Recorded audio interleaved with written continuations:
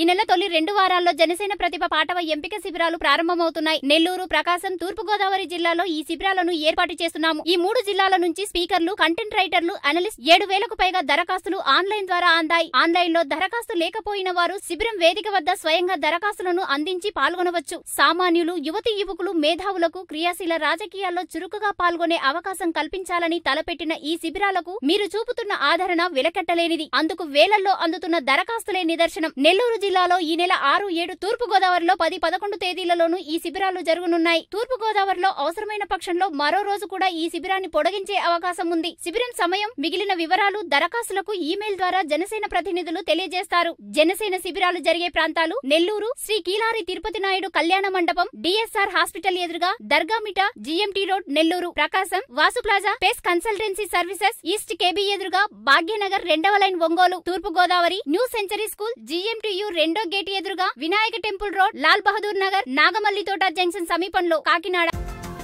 ఈ వీడియో గనుక మీకు నచ్చినట్టయితే లైక్ చేయండి, షేర్ చేయండి, సబ్స్క్రైబ్ చేసుకోండి.